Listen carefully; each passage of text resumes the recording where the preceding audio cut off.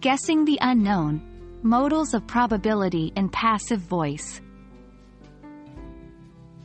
Hello, learners. Welcome back to another exciting session on our journey through English grammar.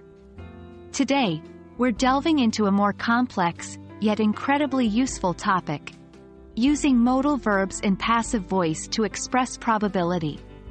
Understanding this will not only enhance your written communication but also add a sophisticated touch to your spoken English. Let's jump right in. Before we get to the probability part, let's do a quick recap on what modal verbs in passive voice are. Remember, modal verbs are helping verbs that express necessity, possibility, permission, or ability. Some examples include could, might, should, would, can, and must. When we use these modals in passive voice, we typically structure sentences like this: modal verb plus be plus past participle. For instance, the work must be completed by Friday.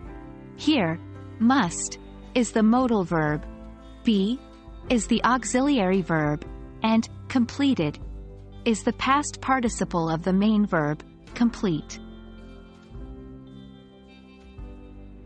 Now, let's look at how we can use modal verbs in passive voice to express probability. This is a really useful way of making guesses, assumptions, or predictions about what has happened or what might happen.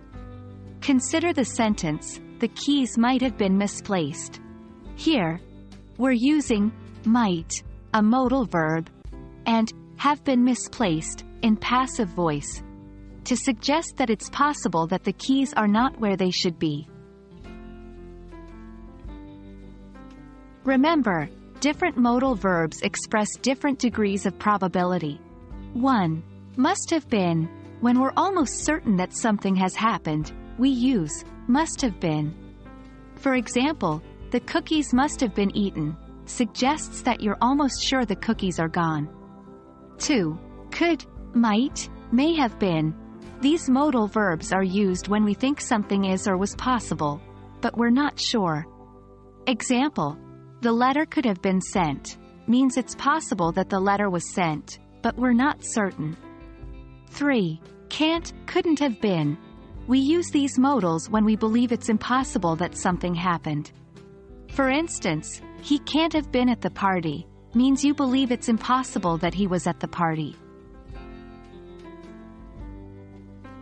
Let's put this knowledge into practice. Try forming your own sentences using modal verbs in passive voice to express probability.